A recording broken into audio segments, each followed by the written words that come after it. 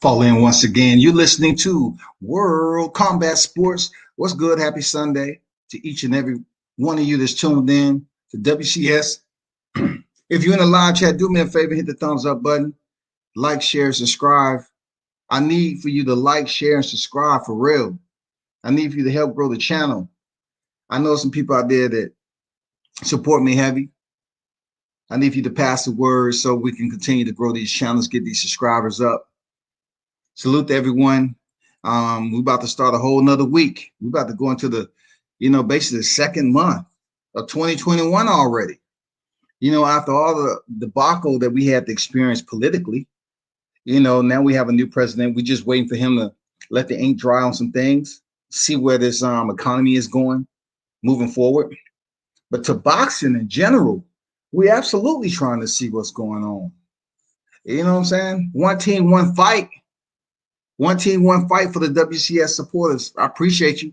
Salute. Man, you saw it go down yesterday. Caleb Plant, Caleb Truax. The battle of the Calebs.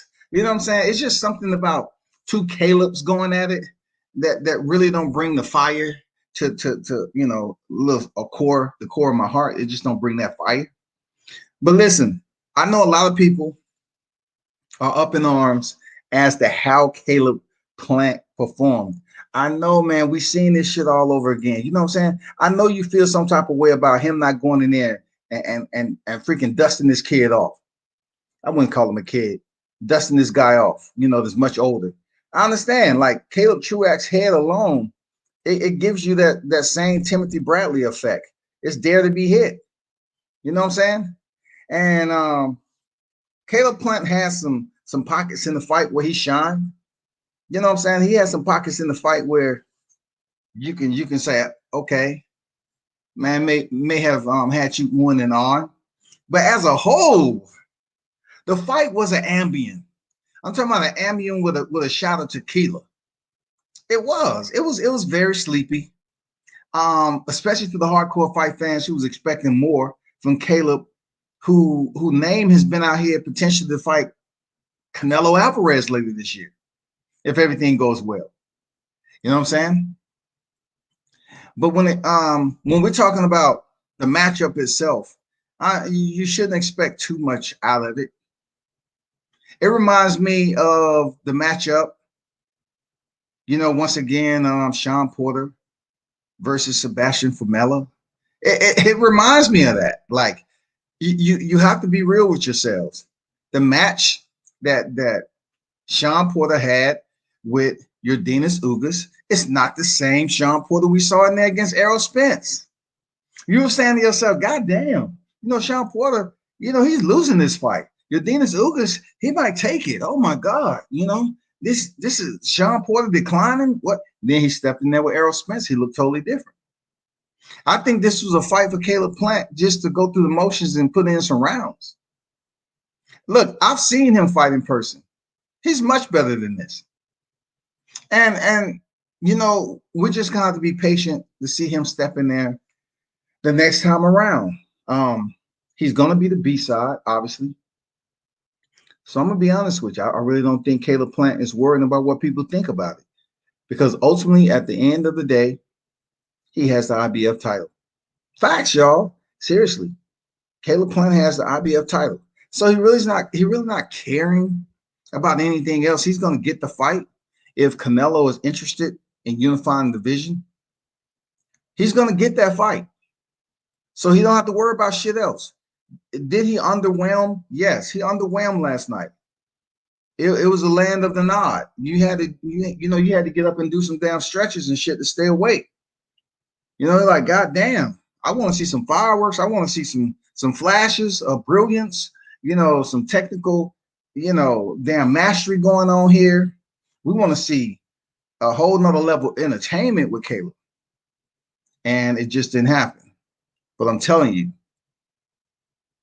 the closest person I can put to what just happened was pretty much what Sean Porter did with Yordenis Ugas. He went in there, he moved around, he got the win, and on to the next, y'all. I'm serious. You're probably saying to yourself, so why, if that's the case, why he ain't? Because it may be a while before he steps into the ring, man.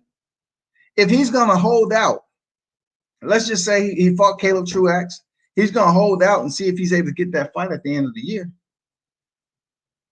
I mean, it'll be better for him to put in some rounds, right? Put in 12 good rounds and bounce and see what else in store for him. You know, in the meanwhile, the people are disgruntled, agitated, they belligerent as fuck, and they say, no, if you're gonna damn go ahead and move around with opponent, at least give us that Canelo Alvarez energy that he gave Julio Cesar Chavez Jr., knowing he had a fight with Gennady Golovkin. Canelo still went in there and damn performed. You know what I'm saying? He did. He went in there and gave us more than what we seen last night, knowing he had a Gennady Golovkin fight lined up, knowing that shit. Everybody's not built like that, though. Some people's mindset ain't that way. But anyway, not to get off topic, you know, this is my thumbnail, though. This is my thumbnail. This is my motherfucking thumbnail. Super middleweight division. Showdown. Benavidez versus Charlo. Fight to make. And for those of you that are still trying to figure it out, Jermell Charlo contends at junior middleweight, okay? You can figure it out. His brother called him Lil Charlo all the time. He's just a tad bit, you know, his face is a tad bit smaller than his brother. You can tell the difference between who was getting most of the prenatal care and who wasn't. Ultimately, both of these fighters are world champions over, talented, and they have a name in the sport of boxing. But we're waiting right now for the Charlos to go from stars to superstars. That's what we're waiting on. So starting off with Jermall Charlo in the super middleweight division, he's attempting to tell, well, he has told us that, boom, you know, he has these intentions of moving up to super middleweight. He want to go up there and get that the big money fight. Plus, he want to, you know, add another notch to his legacy. What better time to do it? Because Canelo Alvarez basically left the middleweight division, closed the doors, pulled the shades, and he was out. He really showed nobody love down there except Gennady Golovkin. He didn't show Mar Charlo no love, Demetrius Andrade, no love. No love, man. Seriously. So, you know, hearing Jermall Charlo call out Canelo at 168, Canelo didn't entertain it. But guess what? We can get this Benavidez fight. People need to stop saying Benavidez, you know, he missed weight. Yeah, it happens. It happens in mixed martial arts. It happened in boxing. He did. And you know what? It's up to him to stop fucking around and make weight and be disciplined. It's up to him to be sober and be drug-free. But Benavidez, man, he's only 23 years old. This dude is young in the game. He was, at one point in time, he was one of the youngest champions in the sport. I mean, in the sport. Benavidez is a threat. Charlo, Team Benavidez has entertained the fight. Say, yeah, we'll fight Charlo. We think he has mad skills. It will be a damn good fight. I think so too. Seriously, I think Benavidez versus Charlo would be a good fight too. The only thing I don't want to happen is, you know, Jermall Charlo, you know, start talking about how many divisions he has championship belts in and making about money and the fight can be made. I think at this point, Benavidez will say, you know what? I'll take the fight because ultimately I want the big fish. The big fish is Canelo Alvarez. I don't see Benavidez taking this shit for a roll of pennies or nickels. But I do believe he can get paid pretty decent if he steps in there with Jermall Charlo. Now, the big question is for Charlo is, when is he planning on moving up? When is he planning on just saying, you know what, let me make the commitment and move the fuck on to super middleweight where all the action seems to be, you know, gravitating to? Now that Canelo Alvarez has said definitively he's moving the damn 168 pounds to attempt to unify. That's where the good energy is coming from. I get nothing but good vibes coming up there for the super middleweight division. I do. I like it. I like it.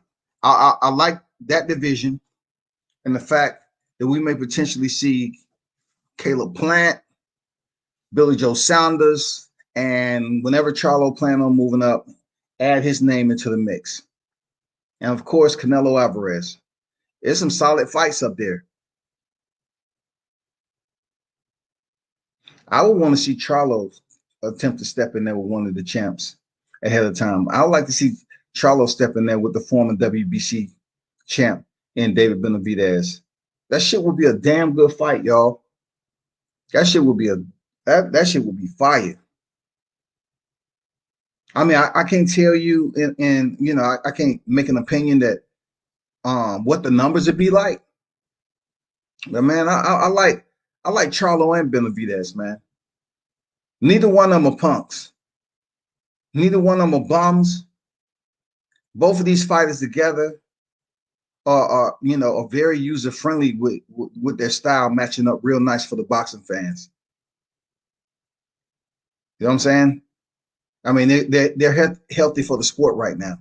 They really are. They're healthy for the sports. Charlo versus Benavidez is real healthy to the super middleweight division because it's a lot of good vibes, like I said, coming from that super middleweight potential. Especially when we only have 2 remaining champions. I hope Caleb Plant isn't planning on set. I know it. I get a good hunch, you know, that he is planning on staying out for that Canelo fight. Well, it would be great that he doesn't. It would be nice to see if he's able to step in there with a Charlo or Benavidez. You know, more so Benavidez, since they have, you know, a history of talking shit to one another, and they truly don't like each other. You know, they truly don't like each other.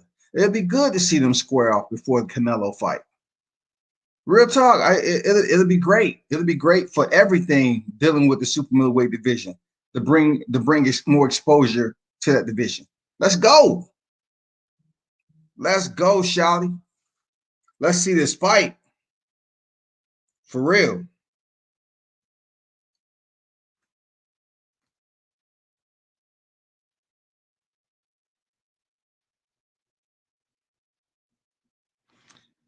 Bubba said, World Comeback, what did you think of Plant's performance? I think watching Caleb box. I enjoyed watching Caleb box. The brother, CA box, very good. He got a little pop as well.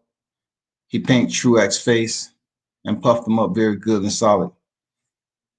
I said this in the beginning that Caleb Plant's performance was simply he moved around. Moving around in boxing, y'all, is pretty much sparring, okay? But sometimes even in sparring, like not to get too far off subject, some boxers might go into sparring, and let's just say it's an A-B side in sparring, right? And this fight is coming to get work. They're going there and move around, but the B side is not going as hard as they can. You know what I'm saying? But they're going in there moving around. I'm not saying he's just not throwing punches, okay, he or she. They're moving around. They're getting some good quality sparring in. They picking their points to get off, and that's how it's playing out. I got the impression that Caleb Plant was moving around in there a little bit, you know, putting in some rounds. He could have turned up and turned out, God damn it. But he just chose to put in 12 rounds. It's some pockets in there where he was getting touched up with some simple shots. And I'm like, no, I know Caleb has better defense than this. But I just think he was trying to give us that Sean Porter Udenas Ugas. He was trying to give us just a goddamn, you know, a sorry, just a basic boxing match in there. He wasn't trying to give anybody indication, especially from the Canelo camp, to deter them from stepping in there. I don't think it would have mattered though. Canelo's been in there with who's Canelo been in there with? Some of the top competition, right? But I just got that feeling that Caleb Plant was in there moving around, man, putting in some rounds. I appreciate that question there, Bubba. Appreciate you. Sir Ken in the building. Salute to you. World Combat Sports. Salute. Salute to the wrenches and salute to the chat. Smash the like button. Appreciate you dropping that in there each and every time there, Ken. Real talk. Salute to a real one. WCS, do you think Canelo should get another light touch? He's fighting his mandatory. So, okay, we know what Trump's mandatories. You know what I'm saying? But when it comes down to him fighting a mandatory such as Abner Yildirim, a former sparring partner, he's going to give him his shot because Abner Yildirim was supposed to fight Canelo Alvarez back, several, months back. But when it came back around to it, it's the pandemic and all this shit. So, look on this record. You know what I'm saying? Abner Yildirim's been waiting and waiting and waiting for a promise. His promise was he was going to get his mandatory shot at Canelo Alvarez, and now it's finally happened. They attempted to do the shit with the zone, and they turned it down. So some other, administrative logistics had to be worked out. And then this fight is now going on after the Callum Smith bout. They wouldn't approve Canelo stepping in there with Abner Yildirim for the WBC. So turn back around, give or take. He scoops up the WBA Super, and now we have him facing Abner Yildirim, his mandatory. He's getting it out the way. He's getting out his WBC mandatory, y'all. No ifs, ands, or buts about it. Look, what if the franchise shit would have been in? OMG, goddammit. If Canelo Alvarez would have inserted a franchise to avoid Yildirim, oh my God. Look, people would have looked at him and said, oh, he's just helping Yildirim out. What the fuck is going on? He's just helping Yildirim out. That's fucked up. He got his belt via email and da-da-da. No, man, he actually fighting. You know what I'm saying? He actually fighting Abner Yildirim, giving him a paycheck. He's gonna go in there, move around for a little bit. I see Abner Yildirim being stopped, and then Canelo's gonna move on to hopefully Billy Joe Saunders, the WBO champion. I want to see that. But as far as soft touch, Abner Yildirim is his WBC mandatory, shawty. Jay in the building, salute. King Mitch in the building, salute to you. Mitch say, come back, what up, what's good? Jay said, Plant just looked unimpressive. Truex was tagging him. If it's one of the top dogs at 168, he would get knocked out. Listen, Jay, I'm telling you, Caleb Plant, I seen him box better than that. He boxed Vincent Feigenboots better than that. I'm telling you, man, Caleb Plant, man, he was being a little deceiving. You know what I'm saying? That wasn't the best Caleb Plant because Caleb Plant didn't want it to be. I'm telling you, bro. I've seen him box. Caleb Plant has way better defense than that. Look, he wasn't concerned about being knocked out by Truex. He wasn't concerned about none of that shit. But like I said, he did underwhelm. Absolutely. But I don't think it was because of Truex was actually popping him like that and giving him different looks that he wasn't used to. You know what I'm saying? No, Caleb Plant, I seen him way better defensively sound than that. That's just my OP, man. You know what I'm saying? I mean, you can believe it or not, but I've seen him compete way better than that. And you know what? The opponent he was in there, let's just say Vincent Feigenboots. You put Vincent Feigenboots and Truex, Caleb Truex. I mean, that's not that much of a difference between these two, to be honest. Like, as far as what they presented to Caleb Plant. So don't take too much into it. I know it looked like crap. I said it earlier. I know. I agree with you, Jay. I agree. But I don't think it was something that was unexpected for Caleb. I don't think he was really into having problems. You know, real genuine problems when it came to boxing.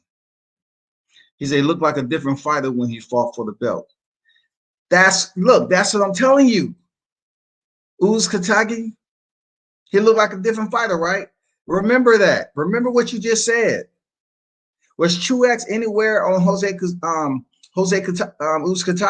Was he anywhere on his level? Or not? Hell no. Hell no. But Caleb Plant put the brakes on him. Y'all remember that. Don't ever forget what was just mentioned. That's a good point. I'm telling you. Don't ever falter from that, man. You won't have such a hard time understanding what he did last night.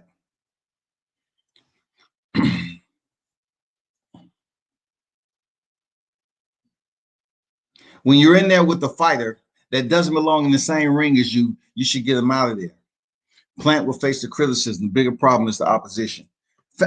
Caleb Plant is facing the criticism, right? He is. Absolutely, he's facing the criticism. But do he care? I don't think he really cares, because deep down inside the Caleb Plant universe, he understands that he's much better than that. And he totally understands he wasn't putting forth 100%. Seriously, he wasn't putting forth 100% in there. He wanted to give that same impression that Sean Porter gave with Yordenis Ugas before he stepped in with damn Errol Spence. I'm telling you, bro. That's just my thought process when I be, spinning the Rolodex a little bit on this boxing shit. I just look at comparisons on how certain fighters looked before they was actually getting a big fight.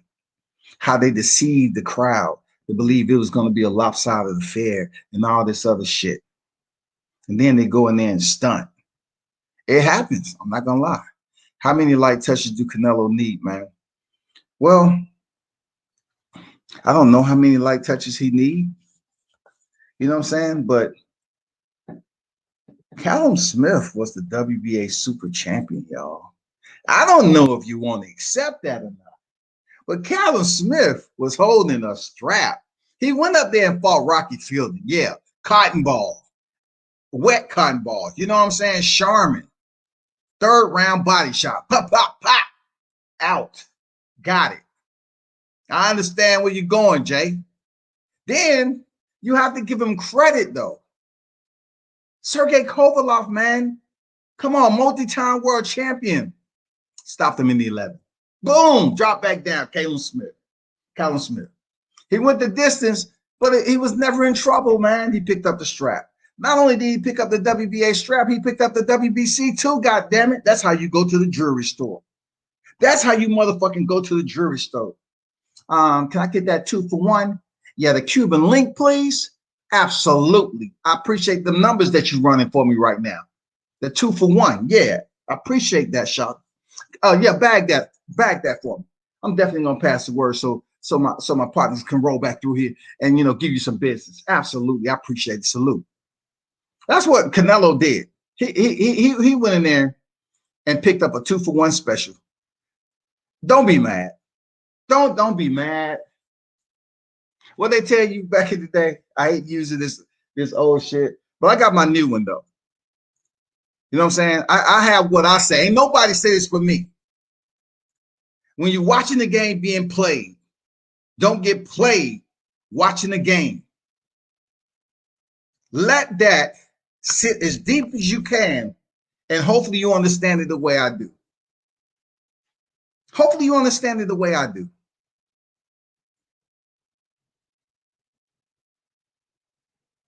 That's all I'm gonna say. Remember what I said.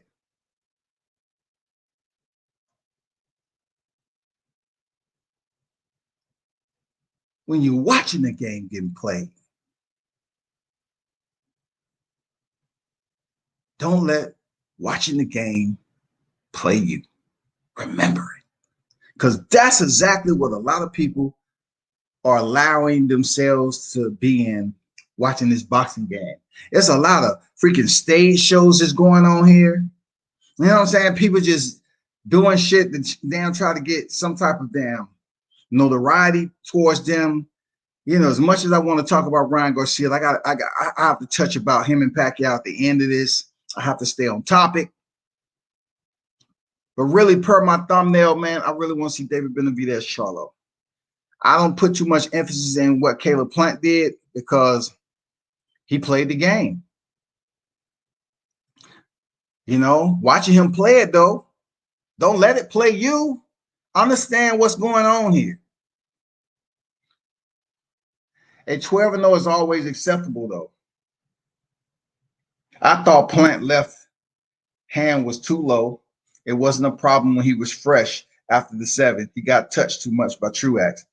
But Caleb Plant, it's a difference between a boxer getting touched to the point where they're wearing the fight, man. Like they're wearing the fight like Danny Garcia when he fought Errol Spence. It's a difference. It's a difference, right? It's a difference. Then people were seeing Mikey Garcia go up there, right? We seen some fighters that he was in there with before. We seen him face Sean Porter, who's a damn tenacious, dogmatic fighter. We seen Sean Porter go in there and have a strong showing and go to war with Errol Spence. Walked up out of there, not really any major damn significant, damage to his face. And then somebody like Mikey Garcia steps up in their 2 weight classes, and Mikey walks up out of there, cool, I'm straight. You know what I'm saying? Moves up 2 weight classes. I'm cool. I see something, but he didn't see shit, and he walked up out of there unscathed. But Danny Garcia, once again, he's been competing at the welterweight division. He goes in there and take a bludgeoning. He goes in there and wear the fucking fight. He's up there asking Angel, you think Pops, you think I can wear a helmet? I mean, come on, man. Shit. Move your fucking head, dog. Is Yildirim not allowed light touch? He lost his last fight. Absolutely, he lost his last fight. But how long ago was that? And like I said before, he's the WBC mandatory. The only just like a lot of things is going on with Shakur Stevenson and Jameer Herring and Carl Frampton's situation. And then, we're seeing the legality play out again, with Deontay Wilder and Tyson Fury, being that, there wasn't some delay or extensions contractually due to COVID-19. So you have that also in there. You have so many other situations due to COVID-19 that was delayed. Carissa Shields and Marie Dakari, that shit was delayed. What else? It was so many fights delayed, man. Before people can return to the ring. So you have to take that in consideration that in certain areas, Yildirim is lucky because they kept a promissory note on Yildirim's freaking front door. That every time he walked in, he had a damn mandatory. He had a WBC mandatory coming up. Look, they promised him that before Canelo even picked up the WBC belt. They promised this dude that. He wasn't worried. He knew he was promised a mandatory shot. So when everything started to clear up a little bit and the boxing started, churning and cylinders start spinning up, Yildirim was like, his people working together. So they tried to run that shit for them to fight for the WBC. And they said, nope, that ain't gonna happen. So they said, okay, hold off, Yildirim. We got you. Promissory note on the front door. You remember? Okay, chill. Let Canelo go in here, fight Callum Smith, and then, we're going to put the WBC in there, and then you're going to get the next shot. All right? Just hold tight. We got you. And that's the deal they made, man. That's where they at with it. Caleb looked good last night. After I found out the injury, he injured his hand in the 4th round. I watched the fight and gave him a good performance. Caleb, like I said before, he underwhelmed to me, there, Ken. But I've seen Caleb fight before, and I know he's a much better fighter than that. He is. He's a much better fighter than that, period. If anybody think Caleb don't have better defense than to run in the jabs and all this other shit, he wasn't putting forth max effort.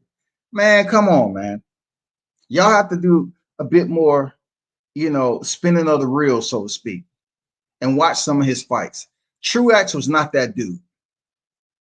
Seriously, Truax was not that dude, man. Like, listen. The fight that Richard Comey had with Ray Beltran, right? I believe that was the last fight before he stepped in there with Teofimo. You know, Richard Coleman stylistically was matched up perfect to Ray Beltran. Boom, went in there and got the job done, blasted. You know, punished him real good. That was the style that Richard Coleman could look good heading into that Teofimo fight. So people can say, man, it's gonna be a damn good fight. But me, I'm looking at it like Ray Beltran is the perfect opponent for Richard to get off. But Teofimo's a totally different fighter, and we seen what happened. But I get what you're saying, man. I totally understand. Just to caveat a little bit of what you said, I know Caleb Plant is a better fighter than last night. I know he is. He's a better fighter than last night. I agree that he fought well, underperformed. He did enough to get the decision, but he underwhelmed to me. And you're going to get that in the sport of boxing. Maybe he didn't want to show the whole trick bag for Canelo in September. And that's all I'm saying. You know, I'm looking at it like, you know, Sean Porter and Yadina Sugas. Sean Porter, man, we was saying in that fight, like, damn, Sean, you better than this, bro. I mean, come on, pick it up, man. Let's give us this dog. Come on, let's get this Kodiak motherfucking bear we used to seeing. This new cub. This damn honey badger. We're waiting on goddamn Sean Porter to just let go. Never did. Never did. But he did with damn Errol Spence.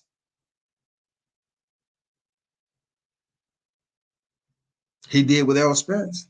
I'm telling Caleb is a damn good fighter, man. He can box his ass off. He's going to look much better than that with Canelo Alvarez. I'm telling you. Boxers play games too. Seriously, if they know they on a different level, they can play games. They can be deceptive. That's what the sweet science is all about. Even when they look bad, the sweet science is about that. But one thing, I can assure you, Caleb Plant was never out of control. I mean, how you put that? It wasn't a point in the fight that he wasn't in control. Put it that way. It was never a fight. It was never a time in the fight that he wasn't in control. Regardless if he got popped a couple of times, he was always in control. Do you think PBC was attempting to run Canelo through the gauntlet by having Canelo fight Caleb Benavidez? Do you think PBC was attempting to run Canelo through the gauntlet by having Canelo fight Caleb Benavidez and Charlo? Could the top 160 and 168 fighters bid in the PBC contract Canelo was offered? Of course they was trying to damn get some big fights. Shit, why not? Why not spin up the motherfucking monetary bank account and get those numbers going? Do you know what you just typed in there? Can you imagine if he was to damn sign off on that? Canelo said, hell no, I ain't doing that shit. Look, Canelo probably looked at that shit and said, hell no. That's why some people are going to call him cherry pick. Some people are going to call him part of the Duck Messers Coalition. You know, they're always going to have their little say-so about Canelo Alvarez. But him signing that shit and facing Canelo, Benavidez, and Charlo, man, that is a trifecta that you have to go in there with your damn cojones dragging the ground and say, let's go. I'm all about this shit. I'm gonna show y'all you can't fuck with me. When nobody would have said nothing if he went in there and won all three of those fights. You really can't say shit now, except the fact that he popped, you know, clenbuterol, except the fact that people believe he's fighting and doing what he wants to. And yeah, he is. You know what I'm saying? But I do believe at this point in time, it's some fighters that's creeping up on him. It's a fighter that's out there that could separate himself from Canelo Alvarez from pound for pound. In my opinion, it's only one. You know what I'm saying? It's only one, really. You know, we have to see how it works out because people don't even understand, man, that Canelo unifies his 168-pound division before Crawford and Spence fight. It's nothing you're going to be able to tell no one, Canelo fans, no one, that he ain't pound for pound. You might as well stop with all the hip hop positive and all this other shit. if what he's been able to accomplish on his credentials and he unifies the 168-pound division, you're not going to be able to say shit, because that's really one of the this is one of the blemishes he has of constructive criticism, that people saying, okay, he hasn't unified.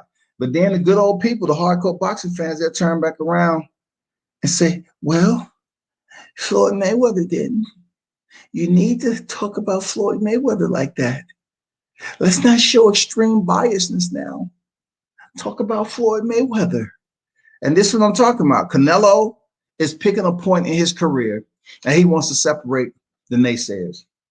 The naysayers being the mainstream boxing critics, the social media boxing critics such as YTBC, and anybody within the boxing community who has anything to say about his career. Canelo is trying to separate himself right now by unifying the super middleweight division. But Crawford has an opportunity to separate himself too, because people are going to have to balance this shit differently. If Crawford is able to become two-weight undisputed, how would people blend it in with justification that it supersedes Canelo one division of super middleweight? You know what I'm saying? You're going to have to take in consideration, say, damn, what's more important? Two division undisputed, or Canelo unifying the super middleweight division? And he's already top pound for pound. Is Crawford unifying the welterweight division more ammunition, more justification for him to move past Canelo Alvarez on the pound for pound list if he's able to do it? He would have a good go at it. I'm not gonna lie to you, because that shit rarely happens at all. You know, he have a damn good go at it now. That'll be something special. Could nobody even say anything about this division being the weakest damn unification? They couldn't even come close to comparing him to Julius Ndongo. But let me digress a little bit. Let me digress and get back to the topic. But hell yeah, Bubba, I thought the PBC was trying to have him run the motherfucking gauntlet, because look, that's money in their pocket. All them names you just mentioned, Caleb, Benavidez, and Charlo. In my opinion, I felt some ways I could be wrong. Caleb was underperforming bait Canelo. If Canelo see him look bad, he thinks it's easy fight for undisputed. What's your thoughts? And that's what I was saying from the beginning. Like, I think he went in there and moved around just enough to understand that Caleb Truax wasn't going to do anything that would be detrimental for him losing control of the fight. Like I said, I believe he was in control at all times.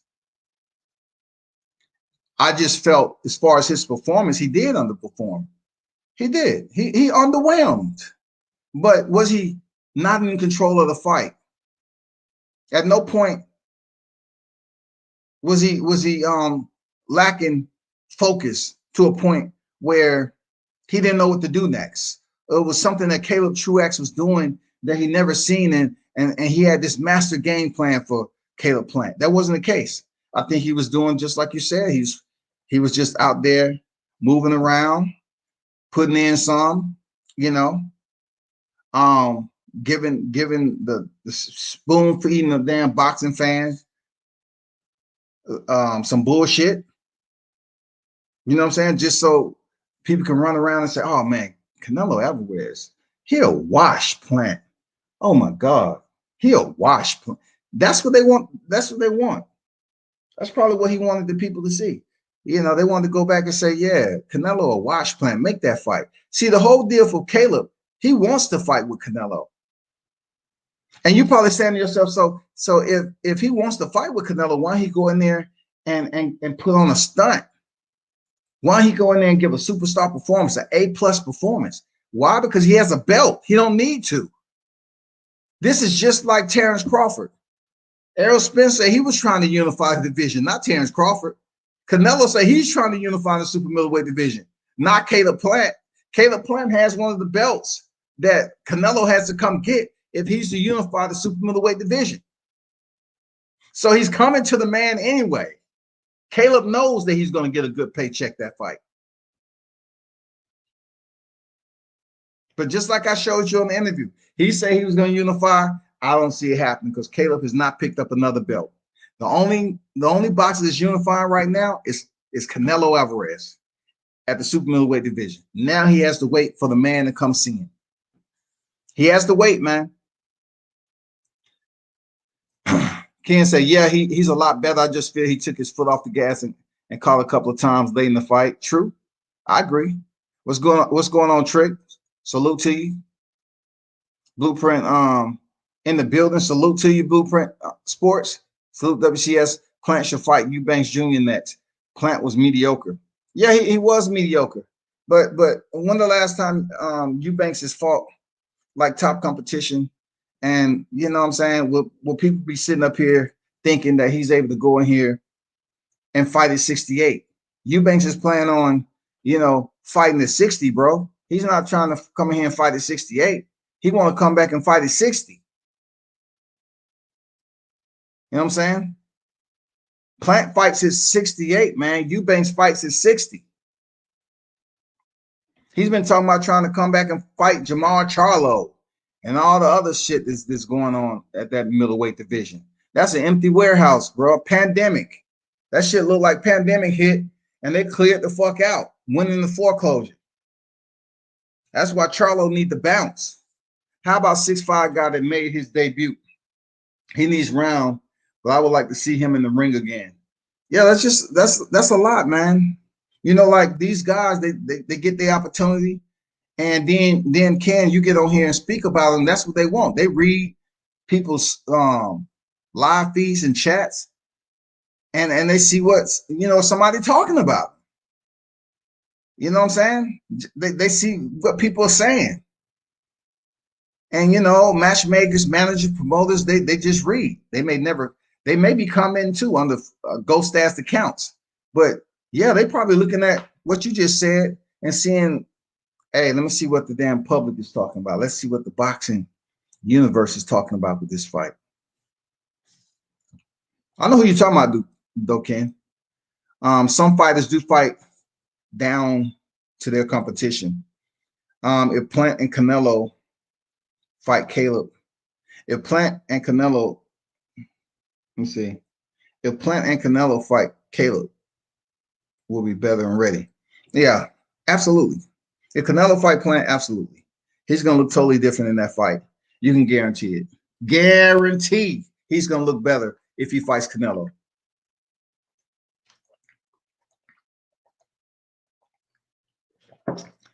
Now, don't get me in the line.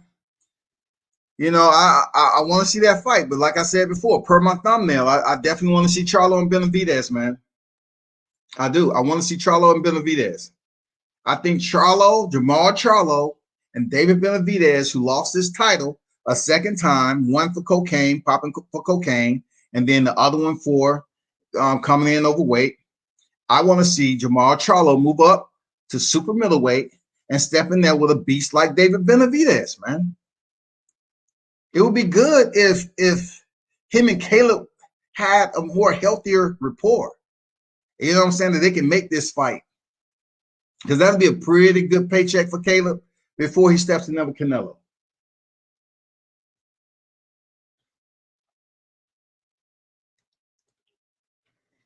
I'm not too worried about Billy Joe Saunders.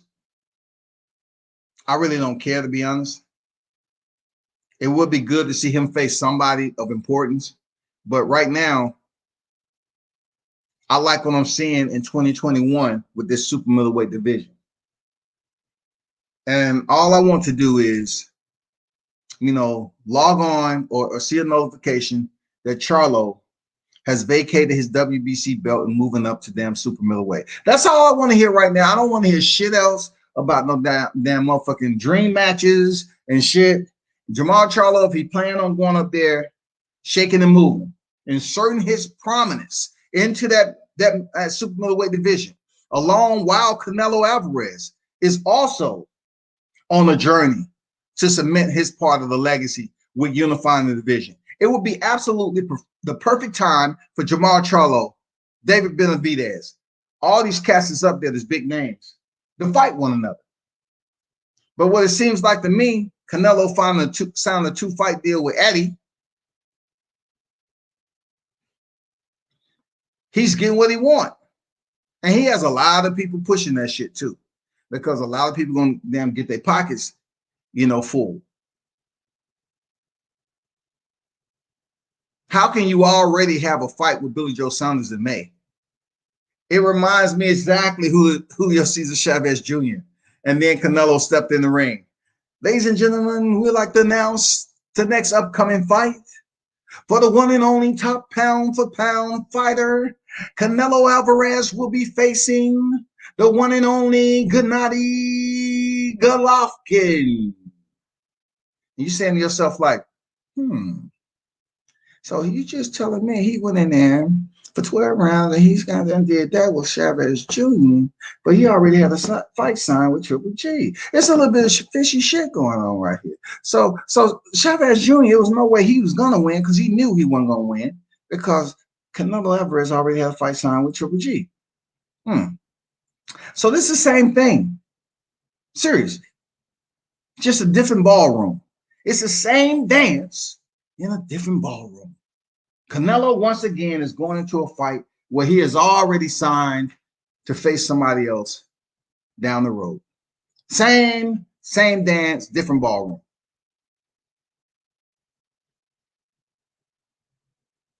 This is it. He's facing Abney Yildirim, and in May, he will fight Billy Joe Saunders for the WBO super middleweight title. If you can't believe it, then believe it. I just reminded you of it, okay? Plant is dope, stamina and power, a fair question though. Hey man, I'm looking at this shit, and Plant is who he is. You look at how he fought Jose who's Kataki, what his name is. He looked much better. He knocked him down several times. You got to give him his props for that, man. Caleb Plant is a slick boxer. He's technically sound. And his performance last night, I think it was more so from his own doing than Caleb Truax present him with something he ain't never seen before. Plant did a Haney versus Gamboa versus underwhelming, very underwhelming. I get it. He may want to get some rounds in, but then need to finish him by TKO, not necessarily a KO. Well, I think that Caleb Plant in general, like I said, he went in there, he did just enough to get the victory so he can put on some rounds because, as I said earlier, I believe Caleb Plant is going to sit out to see how this Canelo shit goes. Just think about it. If Billy Joe Saunders is signed on for May and it's already February, you can already say it's February. So let's say February, March, April, May. That's 4 months, right? So Caleb Plant would have been out 4 months. And let's just say after that, we hear that Canelo Alvarez, who said he was going to fight 3 times this year, that would be his second fight against Billy Joe Saunders. So his third may potentially be Caleb Plant at the end of the year. So we're talking about, take some time off with that. June, July, August, September. I'd say we'll probably see that fight in October or something. October or November, Caleb Plant versus Canelo Alvarez for the undisputed titles. That gives boxing the time to, pick up some of these people's damn holiday money that they've made, bonuses and shit. Make it PPV. It's gonna do good, and especially for Canelo Alvarez, if he goes in there and become undisputed near the end of the year, goddamn it, I'm trying to find out where he at. Because I know it's going to be a party over that motherfucker. I know they're going to be celebrating in the streets. You ain't going to be able to tell that cat nothing. It's getting to the holidays too. He unified the super middleweight division. Oh my God, man, listen. This live is not about Canelo Alvarez. It's just the reality of it all. It's just the reality of it all. To run the gauntlet like this, right? to pick up the WBC and the WBA, even though people say it's a soft touch. Old boy had a strap. Point blank, period. Callum Smith had a strap. It wasn't no motherfucking WBA regular title either. It wasn't a damn Rocky Fielding title. It was an absolute legitimate strap. And to scoop up David Benavidez's belt in the process, while David Benavidez is on the sidelines, is disrespectful. It's absolutely disrespectful. And Team Benavidez probably over there, goddamn, gritting their teeth like, you motherfucker, you dirty mother, god damn it. I got Mexican in me too, god damn it. You ain't playing fair. You could have left that shit for me to come back and get that mother. You dirty mother. Picked up 2 straps. February, he steps in there with Abner Yildirim. Why he already have a fight signed with damn Billy Joe Saunders. What you think gonna happen? Billy Joe Saunders gonna come up and be this showstopper? Look, if Billy Joe Saunders defeat Canelo Alvarez, yeah, it changes his career. But I'm not even prognosticating anything like that. That's not something I can sit up here and tell the listeners so they can run with it. It's not happening. Because Billy Joe Saunders is one of those guys that may not even make it to the ring to allow this damn unification attempt to carry on with his proceedings. This motherfucker might come in high on fight night. He might pop for some damn pads that we ain't never heard of. You know, you never know with Billy Joe Saunders. He might goddamn do a video where he out in the woods torching a damn.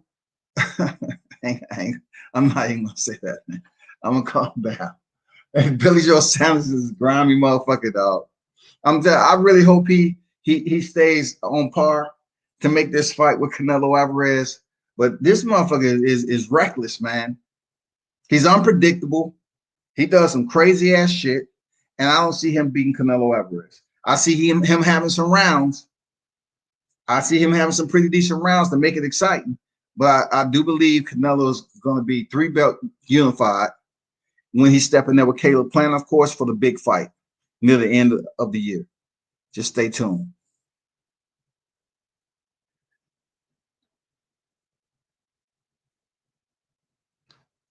Sir, Senior in the building. Salute to you, my brother. What's good?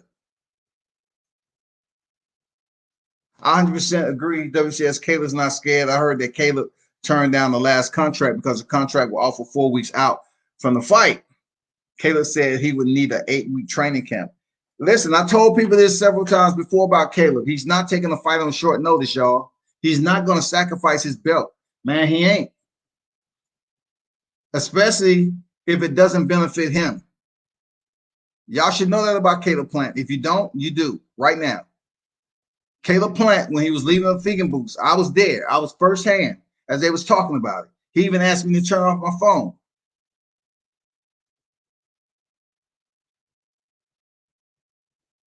And he was talking this shit. It was a full elevator with Caleb Plant and the entire team. It's no fucking cap. I try to go out and recon these motherfucking moments. And that one was a good one. I wasn't able to pick up the audio on my phone, but I picked it up with my ears. And they was pretty much saying, you know, that David Benavidez tried to send them a contract that was too short. And he wasn't going to take a fight on short notice. And same with damn Canelo Alvarez. He wasn't going to take that fight for his IBF title on short notice. He's not. I don't fucking blame him. Now look what position he's in.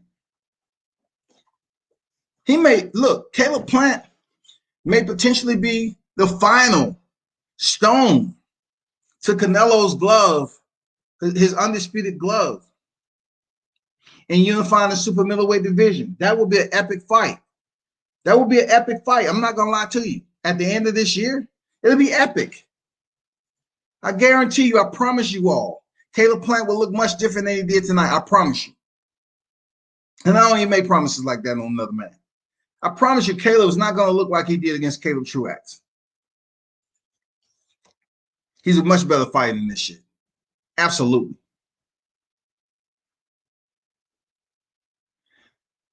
Just say he lacks a certain discipline. Who exactly? I'm trying to figure out who you was talking about. He lacks a certain discipline. Billy Joe Saunders. Billy Joe Saunders lacks in many areas, but he ain't getting no shine right now. But in the meanwhile, everyone that's in the live chat, man, it will be good to see a Charlo versus Benavidez on the undercard. Something. I know you're probably saying, like, man, Charlo don't want to be on the undercard of a Canelo Alvarez.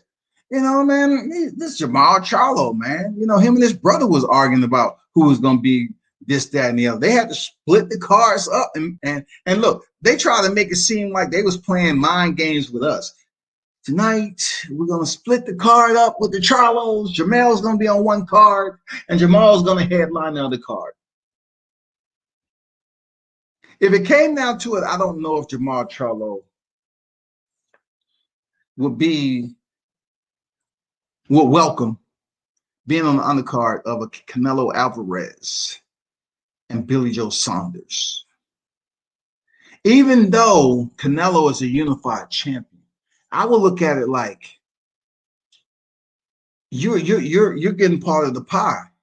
But I understand Lions Only, they're trying to separate themselves from being on anybody's undercard. Seriously.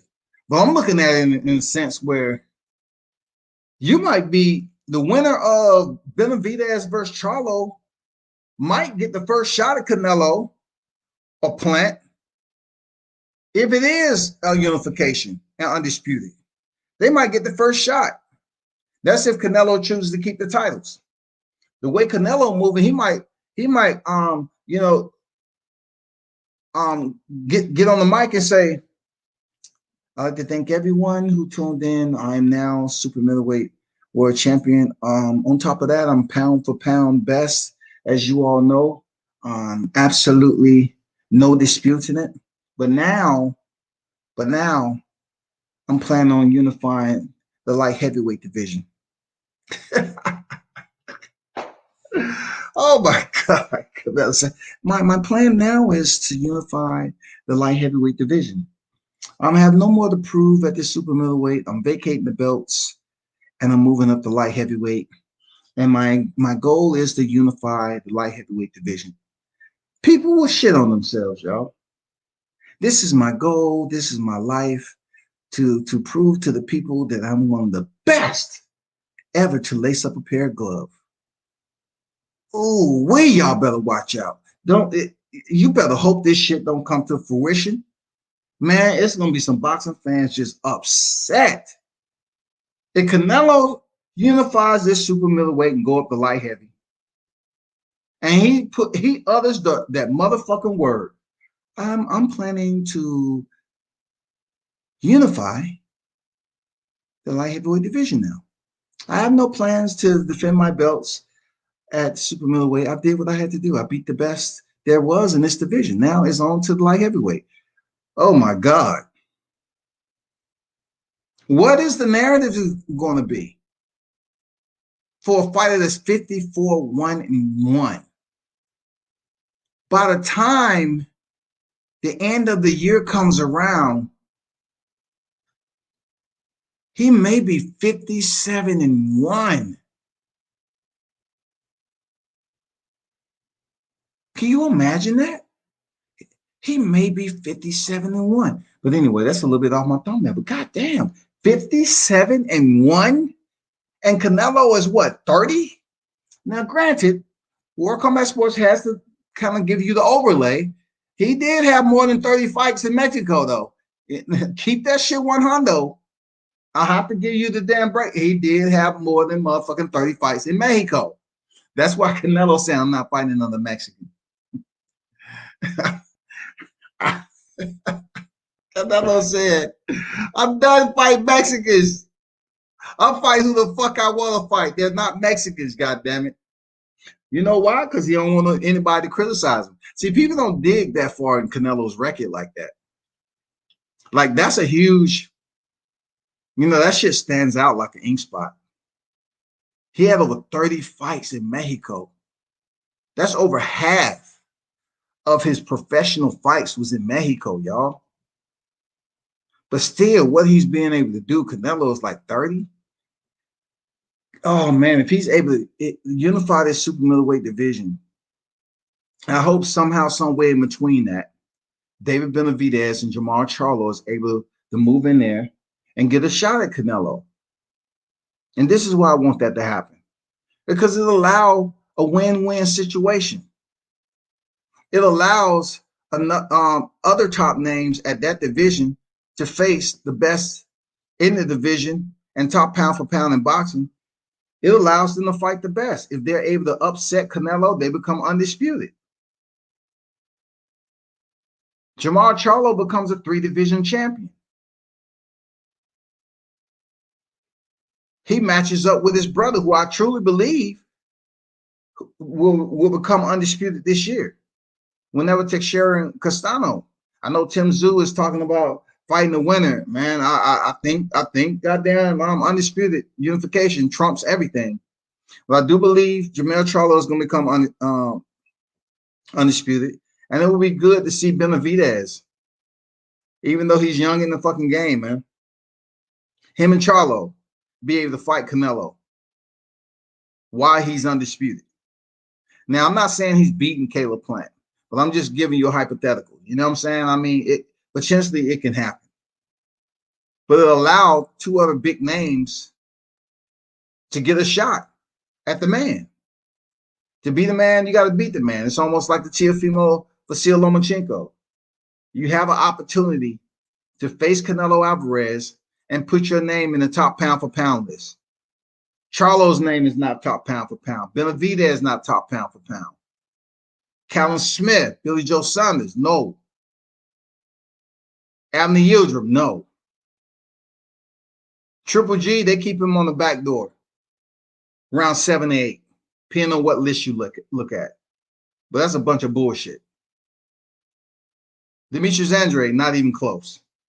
And he's a 2-division champion, not even close. Now, a lot of people saying that Charlo, if he unifies, he should be on the pound for pound. I agree. He should break something. He should break in the back 3 or some on that lower tier top 10. He should be somewhere, dog.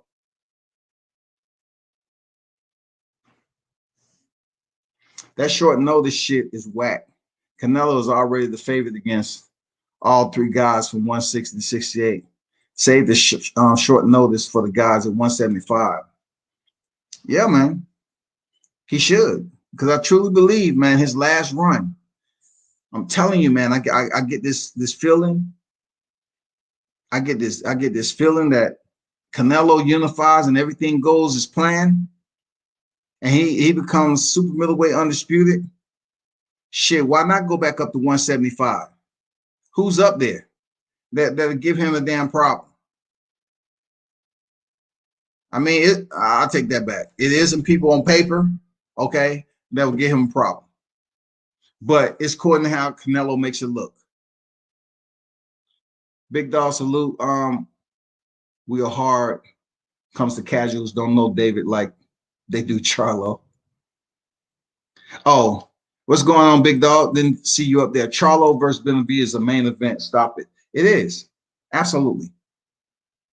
You're right. It is a main event. That's why I said Charlo will never be on the undercard of a Canelo.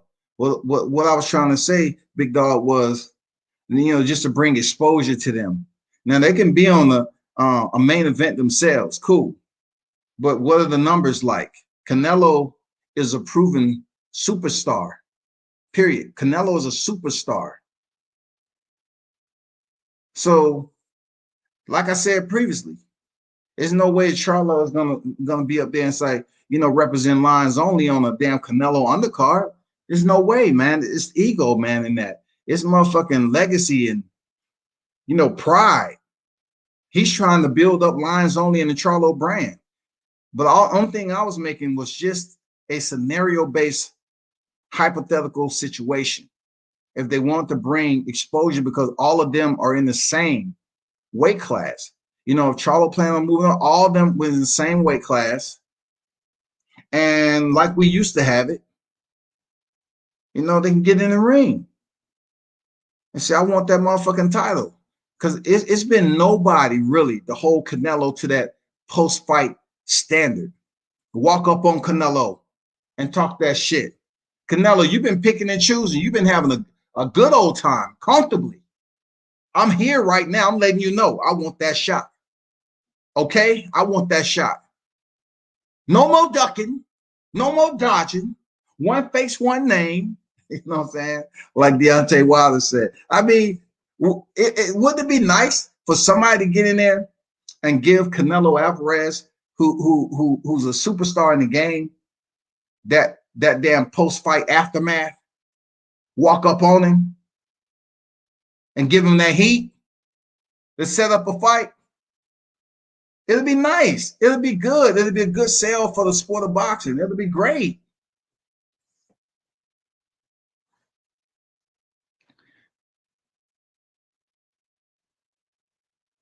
It's all fakes. Canelo has fought everybody and his brother that he could beat. I know, man. That's why I think he's going to move up to light heavy, man. Ooh, shit, man. Y'all better stand by. It's about to be an earthquake in this bitch. It's about to be Independence Day. I'm telling you. If you thought boxing was bad, let Canelo Alvarez unify two divisions. Oh, my God.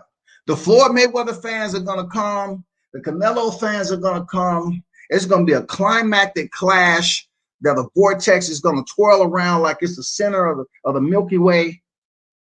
We have Nova Swift on deck, one of the more powerful goddamn black holes. And you're going to see shit in boxing just go all to hell.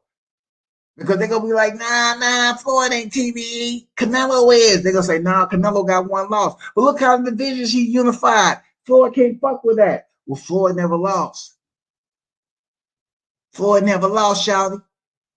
They're going to say it's TBA. Floyd never lost.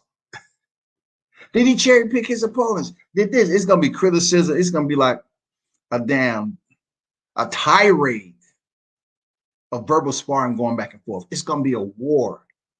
Seriously. I mean, people don't understand, man. Canelo is moving and grooving the way he feels.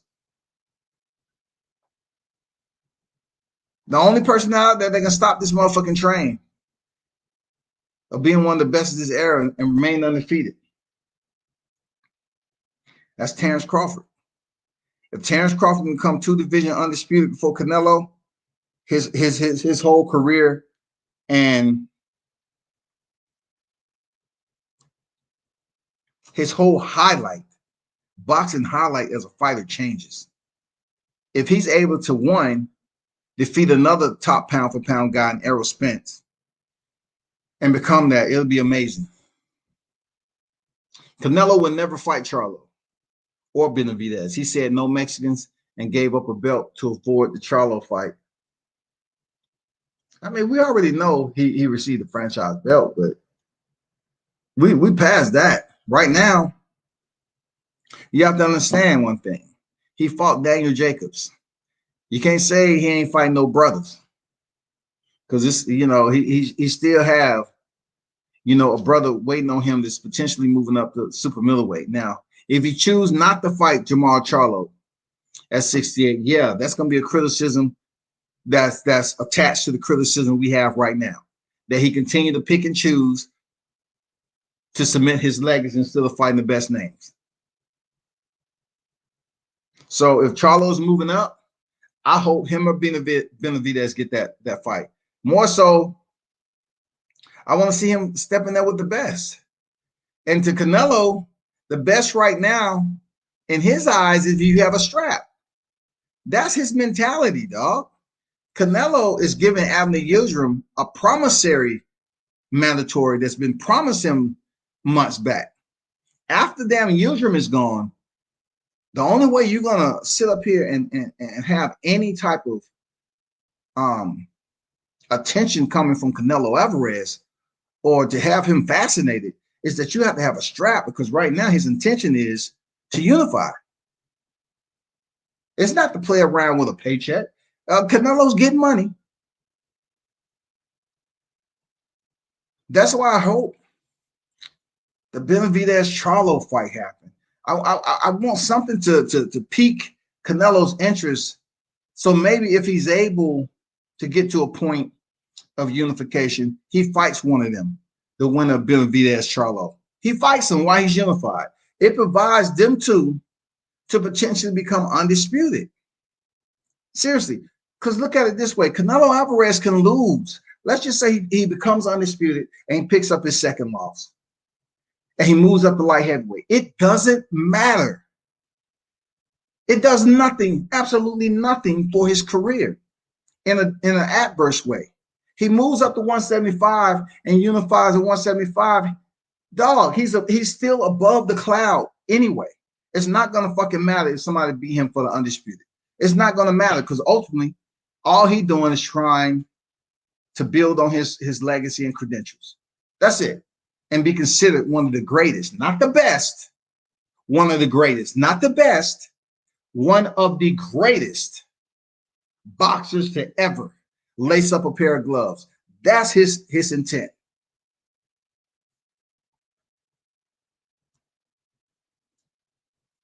D-Ray says, salute WCS in the chat, fam. What's good? Okay, I came in on the tail end. Canelo is frustrating me with his jumping around. Canelo don't fight Benavidez, Charlo, Bivol, Benavidez.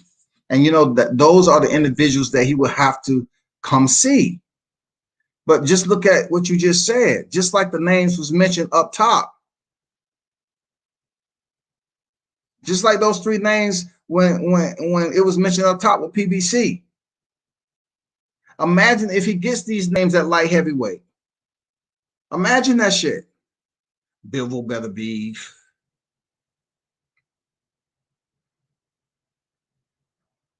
He needs to step up.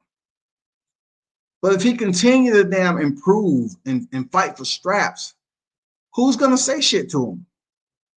Benavidez, he has all the time in the world, to be honest. He does. Benavidez has all the time in the world. He will be a world champion again. I don't know how high he's going to go. But like I said before, right here, right now, his dad say his diet is good. They might have switched up nutritionists. But when it comes down to him stepping in there with the Charlo, I think that's the fight we want to see.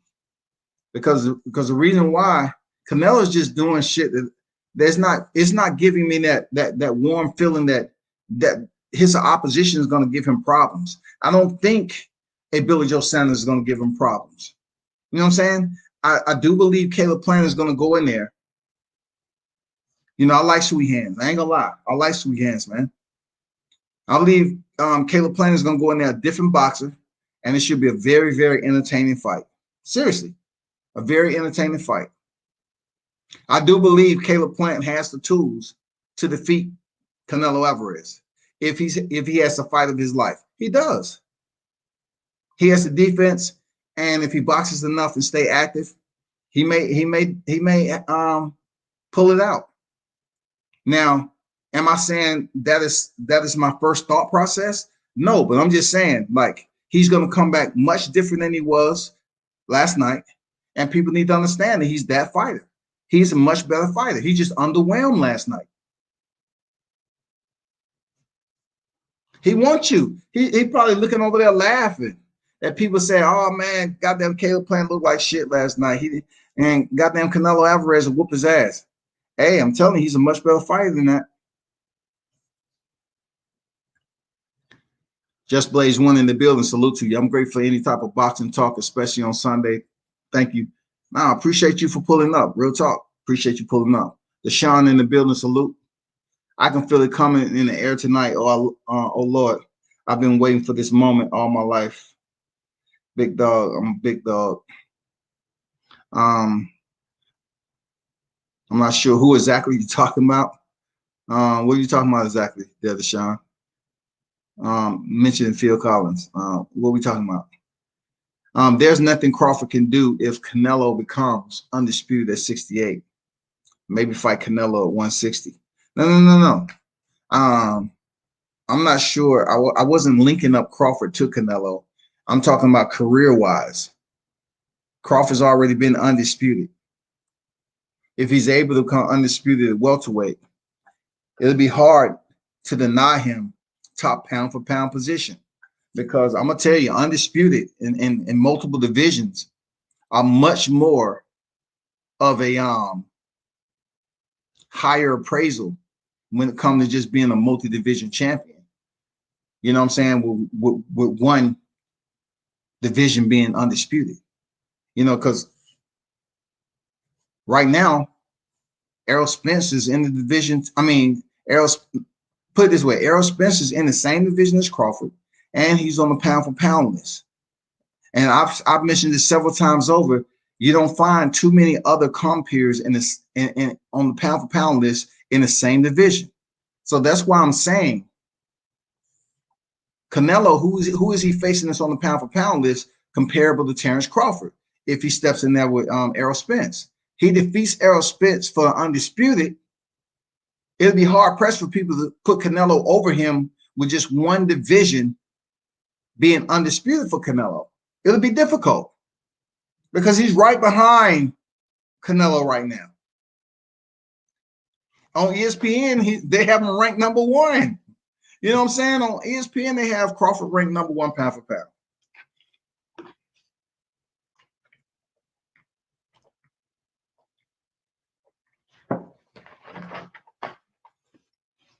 And on ring, he's ranked number 3 behind Nui. Big dog, that Yildirim fight is terrible for the sport. Canelo should be fighting Benavidez next. Well, like I said earlier, big dog, it's the fact that Abner Yildirim was due a mandatory way back when, and COVID and everything fucked things up. So it was delayed, pushed back, and they basically gave him a promissory note. So with that said, in between time, David Benavidez lost his belt on the scales. Okay? He would have fought David Benavidez. That's real talk. If he was still champion, Abner Yildirim would have fought David Benavidez, WBC. He lost his title, and of course, goddamn Santa named Saul Canelo Alvarez attempted to fight Abner Yildirim for the WBC. They said nope, So he turned back around, fought for the WBA Super, defeated Callum Smith, along with picking up the WBC. And the rest is what it is. Now we have Abner Yildirim getting his shot with Canelo Alvarez. Wow, he has a fight already in May with Billy Joe Saunders. It just don't stop. I heard Wilder entrance song at work today when he was fighting. Yeah, when he was fighting Brazil. Absolutely. Absolutely. That's one of my favorites, you know. That's one of my favorites, for real. Motherfucking King walking to the damn Coliseum for battle. Going to the Coliseum for battle. Now it's stuck in my head. Absolutely, man. That shit was fire, man. That shit was fire. Seriously. But man, I hope, you know, y'all understand where I'm going with this, because it's gonna get real dirty if Canelo Alvarez get on the mic and say, I just want to say to everybody, I did what I had to do. I'm going to 175 and attempt to fight for undisputed. Now, if Canelo doesn't fight for undisputed at 175, and Terrence Crawford is able to become undisputed at welterweight, now you have a name that you just been putting off as being on the pound for pound list. Now you got to actually consider Terrence Crawford in the same light I just mentioned earlier, one of the greatest to ever do it with 3 divisions. Because I truly believe Terrence can, once Jermell Charlo is done with those belts, I do believe Terrence can pop up in the 154-pound division, the super welterweight, and pick up a damn 4th division. They will consider him one of the greatest to do it. Seriously. If he's able to make that move before he leaves the sport. Because if you don't know, I'm going for name Bud Crawford in the if they fight for undisputed whenever they choose to. And I do believe that If and when Crawford becomes undisputed, I'm not sure if it's going to be a rematch clause in there so they can pick up 2 paychecks, just like Floyd Mayweather did Marcus Maidana. You know, once he came off that win with Adrian Broner, Floyd picked up 2 for 1, some good solid paychecks. So I'm not sure if it's going to be an immediate rematch in there if Terrence Crawford beats Errol Spence. Because y'all remember, Errol Spence was saying he was going to move up to 154, right? But we must take in consideration is that in the vested interest that he become undisputed, or he's going to stay down at welterweight division if he loses to fight for a rematch. That's interesting. I'm not going to lie. It's interesting. It's very interesting, people. Did y'all hear what has been out in the media lately concerning, you know, an ESPN article about the Manny Pacquiao fight? Have y'all heard? I'm hearing conflicting stories. Have y'all heard it yet? It's an ESPN article that was that hit the press. It said Manny Pacquiao Ryan Garcia fight not happening. Golden Boy promotion exec says.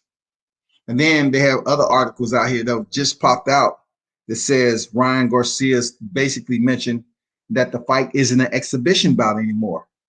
You know what I'm saying? It's a real fight. Once again, Ryan Garcia came out and said that it wasn't an exhibition bout no more. It's a real fight. Because at this point in time, Manny Pacquiao is in recess, y'all. For whatever fucking reason it is, we don't know. He's not medically disqualified from defending his title to go in recess. And then any other means that basically are outside the scope of his understanding of a will. You know what I'm saying? So that's not the case either. Because he has the will to go in here and fight. And there's nothing that's so-called, you know, saying that he can't step in there with Ryan Garcia is out of bounds. So the ESPN article came out and said Ryan Garcia's dream of stepping in the ring to take on Manny Pacquiao will have to remain just that for now. Golden Boy Promotions, which promote the 22-year-old Garcia, who's 21-0, 18 knockouts, told ESPN Knockout that a fight between the two isn't in the cards. In the cards means just on the schedule, in the future, whatever. There's nothing to talk about there, Golden Boy exec Eric Gomez told ESPN. They contacted us, but it turns out there's nothing to talk about. That fight isn't going to happen. However, Guadalupe Valencia, who represents Garcia, told The Athletic that the door is still open for the fight to take place. We're discussing terms, Valencia said. Manny and Ryan wanted and instructed their teams to make it happen. That's what we're trying to accomplish. Garcia, the interim WBC lightweight ducker, title holder who defeated Luke Campbell by knockout on January 2nd, posted on Instagram this week a mock-up poster promoting a potential fight between him and Pacquiao. You get a call and somebody says you can fight Manny Pacquiao. What are you going to say to that? Garcia told ESPN. That's Ryan lying, Garcia. Valencia told ESPN on Friday there's a high interest in a non-exhibition bout between the boxers and mentioned the last week of April or first week of May as a possible date. Valencia said Pacquiao's representatives reached out first to gauge interest. However, Gomez said Pacquiao's group was new to boxing, so there wasn't anything to build on or discuss. He added that after he and Golden Boy CEO Oscar De La Hoya met with top rank Bob Arum, he considers lightweight champion Teofimo Lopez to be Garcia's next potential opponent. Stop it. Teofimo is more feasible, Gomez said. It's one of the fights that obviously of interest to Ryan Garcia. It could be a great fight. Man, get out of here. That shit ain't gonna be great. Man, it's not gonna be great. Get out of here with this shit. Pacquiao last fight came July 19th, winning the split decision over Keith Thurman for the WBA welterweight title. The 42-year-old Pacquiao, 62, 7, 3, and 39, was designated a champion in recess Friday by the organization. Listen, people, boxing is once again demonstrating that they can do what the fuck they want to do. You know what I'm saying? Boxing is convincing us that this damn puppeteer type of media shit they have going on, dangling us on a string with this Ryan Garcia shit. First making it seem like, okay, he's going to be fighting Devin Haney. And then it comes up that Ryan Garcia says he's fighting Gervonta Davis. He had all us thinking, okay, cool, he's serious. Fighting Gervonta Davis, cool, great. Even goes on Mike Tyson Hotbox talking shit. Then turns back around. And nope, I'm not doing that. I have a bigger name, but y'all have to stand by. Wink, wink. Y'all have to stand by. Because the Flash is a little bit out of shape. You know what I'm saying? His stomach is bloated right now from the shit he's been eating. He's a little bit slow. So Ryan Garcia comes out with the news that he's supposed to be fighting Manny Pacquiao to catch weight 143 pounds. And the boxing community is like saying, what the fuck is going on with this dude?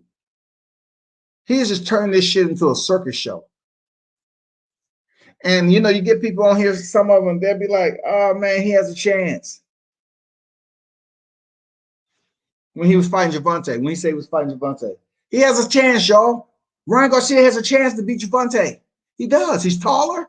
He's quicker. Forget that knockdown from Luke Campbell. Ryan Garcia has a chance. And I'm saying to myself, damn, they actually believe this kid has a chance. Unbelievable. That's unbelievable. So then, if Pacquiao is in the case, the hardcore boxing fans start saying Pacquiao's the WBA champion.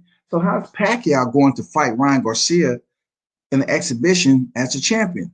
So therefore, scrambling around and shit, making phone calls, they can finally come up with an outlet. Some bullshit champion in recess bullshit, end quote. Bullshit champion in recess bullshit, end quote. You know what I'm saying? They come up with this shit talking about Manny Pacquiao's in recess, y'all. For no apparent reason, this motherfucking recess. Pacquiao get on the mic and say, well, I had injury in my shoulder hurt, and I had to get help for surgery. No, Pacquiao, you're lying. You didn't. Now they turn back around and say the fight is off. And now I'm hearing the conflicting stories that the fight's still on. They're just going through negotiation process. Wasn't this the same thing that happened when Gervonta news came out? Then Ryan Garcia's camp say, no, he's not fighting Ryan Garcia. We're against it. And then before you know it, you flip on the screen and Ryan Garcia is at Mike Tyson's Hotbox podcast, and he's talking shit to Gervonta on the phone, building up the fight. Isn't that what happened? Now it comes to a point with Manny Pacquiao. They pull the strings again and say, you know what, the fight's not happening. But then other people are saying the fight is happening. Now it's not going to be an exhibition bout. It's going to be a real bout. Losses will count. Losses will count.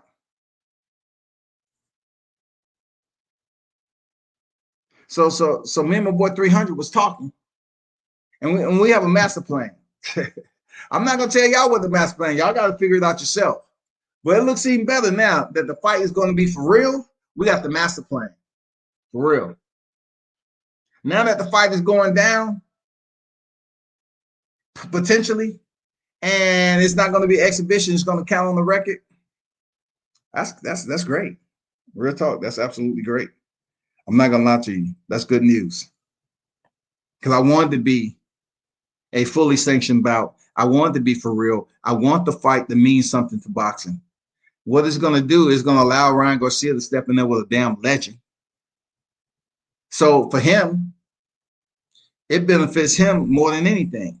Manny Pacquiao is gonna be, 15 years from now, I'm gonna be like, talking. I was like, yeah, Manny Pacquiao. I remember the day he fought that young guy, Ryan Garcia. Wow, it's amazing to see Ryan Garcia where he's at right now. I mean, goddamn. I mean, like when Manny Pacquiao 10 years from now, he's gonna be 52 years old. He's gonna be looking back at his record, and somebody gonna say, Manny, why you fight this guy Garcia for what? He was nothing to you. Manny gonna say, I give him a paycheck. I make big money, I give him a paycheck. He's a nice guy. He's a nice guy. I give him a paycheck. Seriously, that's what it's all about, man. Major Key Boxing in the building. Salute to you, Major Key. What's good? Mitch said, mark my words, Golden Boy's inability to make Ryan versus Pac-Man would set precedents for Ryan to leave the company. That's a big check and an opportunity for Garcia. So he leaves Golden Boy and does what? He go.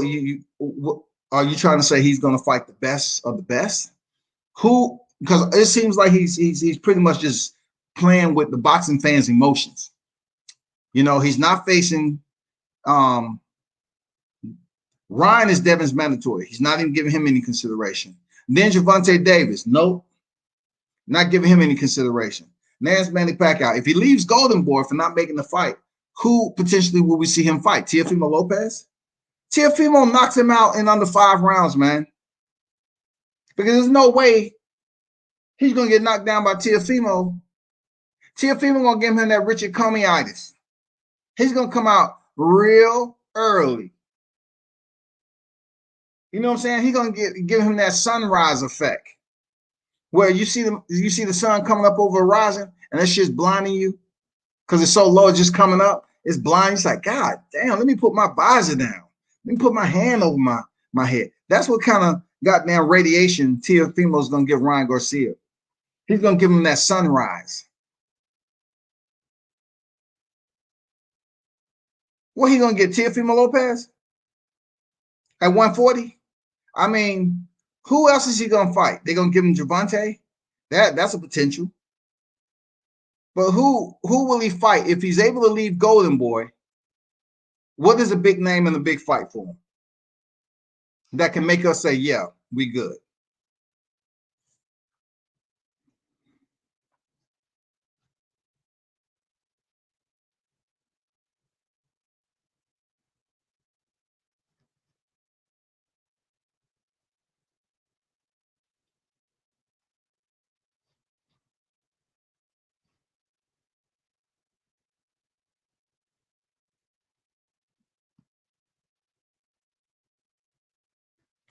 But yeah, I just want to see some of the top names step in there and get it on, man, because Ryan Garcia is playing with people. We seen this already happen with fighters, with all the damn hoopla, hey la, and all this shit, and then they don't even fight who they supposed to fight. You know what I'm saying? We hear all the damn teasing and stuff like that, but don't think boxing fans are ready to go through a second big fight, which is just bullshit. Like it's nothing gonna come from it.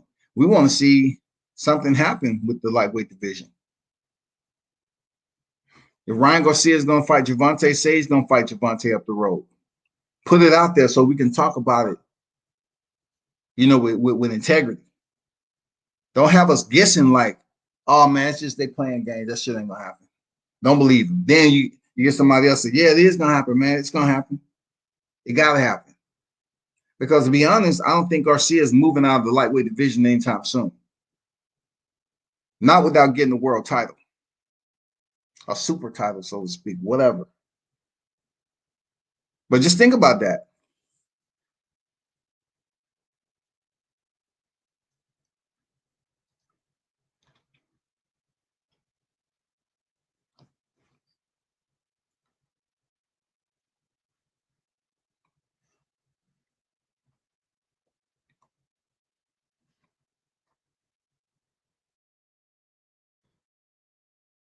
I'm not sure if y'all seen Coffee versus Rock fight. Um, Coffee ended up getting the job done.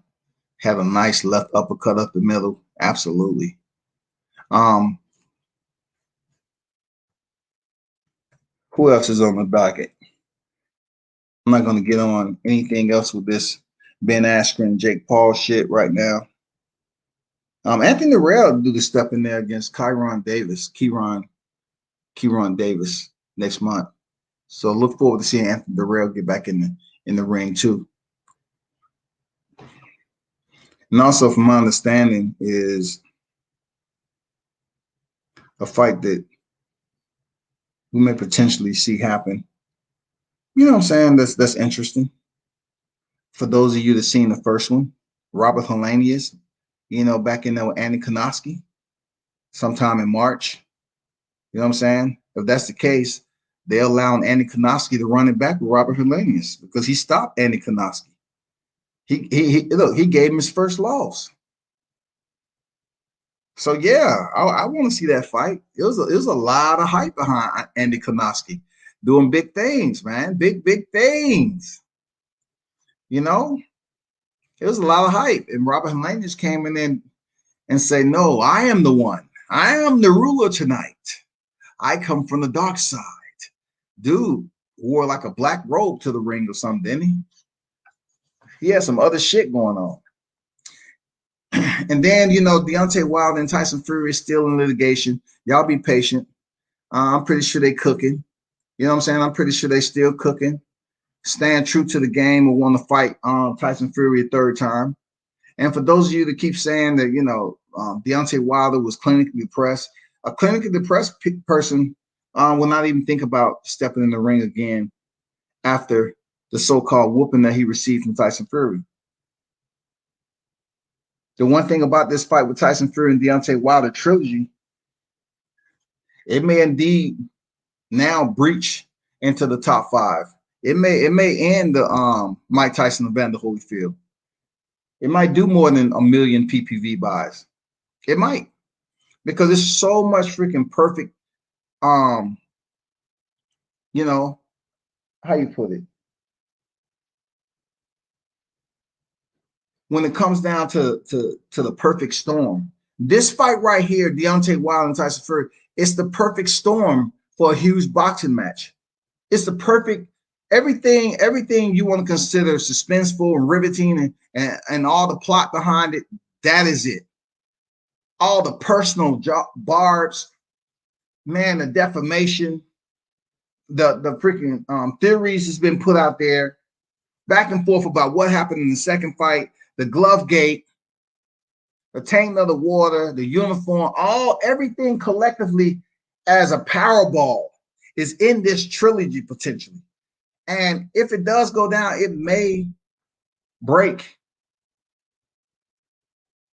the Evander Holyfield and Tyson PPV buys.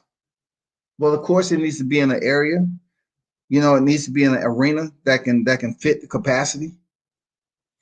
I really don't want it to be at the MGM nor the Staples Center. I want it to be somewhere different, a fresh setting.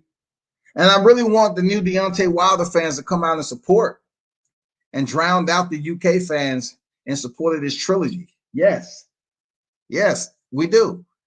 Because if he's trash like you say he is, we'll root on one more time the U.S. heavyweight champion so we can make this shit happen. Root him on so loudly when he comes to the ring, he's like, shit, that's what I'm talking about.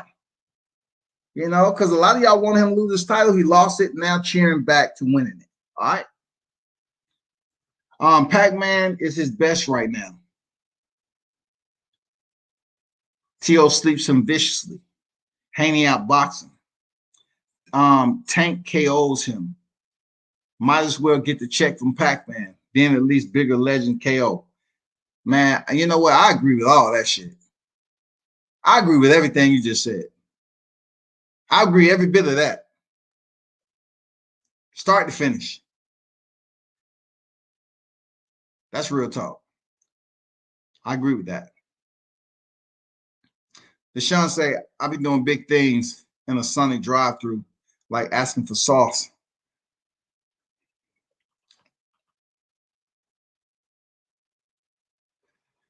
I don't sit in the section.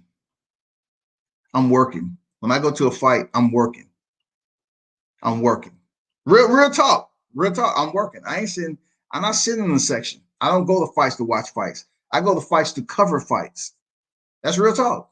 I'm not sitting down watching. That does nothing for me. I'm trying to look for some media shit. You know what I'm saying? If it's not the fight in the ring, I'm trying to goddamn cover the fight. It's out the ring, coming to attend the fight. I'm trying to get a short interview and put that shit up. You know what I'm saying? That's long. I ain't trying to come watch a fight. I can watch that shit on replay. I was at Gervonta Davis fighting Yurkis Gamboa. I mean, he was doing his thing. I was doing my thing. I was trying to get the Shaq. Too many people was around him. You know what I'm saying? Too many people was around him. God damn, I wanted to get Shaq on the front end of the lens. I couldn't. The Kim May Matumbo was in the building. I tried to find a ladder. I said, Dikembe, can I give you an interview? Goddamn, let me climb up this ladder. Okay, cool. Now we good. Too many people was around him, man. ATL was jumping that night. It was females in abundance. I had to stay focused. You know what I'm saying? It was females everywhere. I looked left and right. God, oh shit, what? Oh, damn. Dirty South, what? Now LeBron didn't show up in no freaking fight in Atlanta. You know, LeBron would have been there. I would have said, fuck it. You know what I'm saying? I don't care who around. Hey, LeBron, how you doing? So how do you feel about being in the ATL, the Dirty Dirty? Are you being tempted, to go to the strip club afterwards? Because I can tell you which ones that you know. Okay, cool. Oh shit, man! I'd definitely like to see Braun in the building, shawty.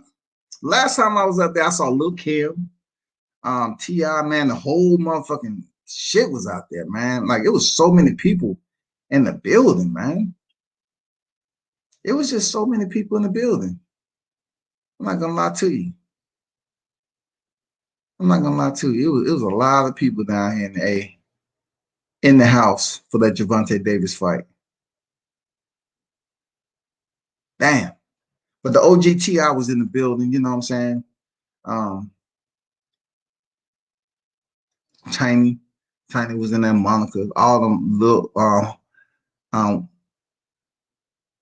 the Real Housewives of the Atlanta crew. Candy Burris was on deck.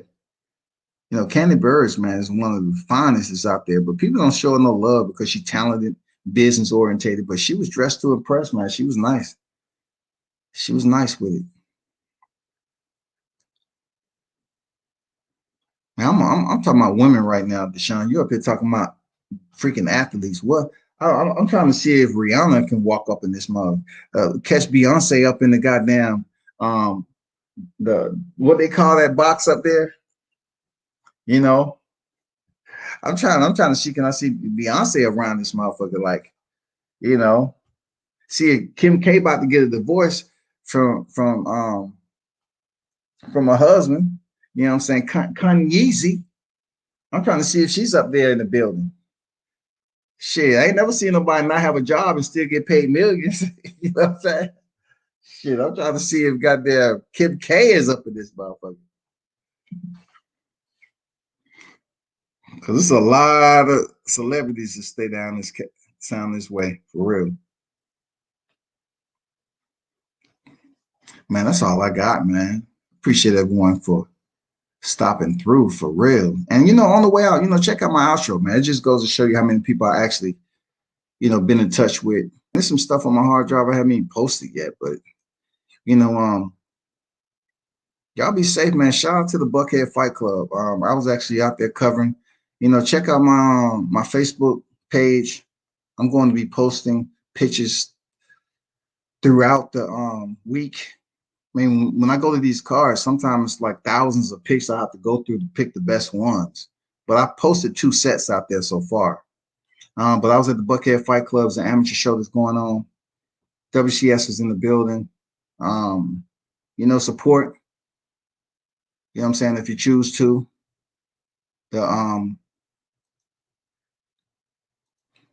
Here go the Cash App if you choose to support the channel. For the ones who do, absolutely, I salute you and thank you for your continued support. But until then, man, y'all turn up and tune in to World Combat Sports.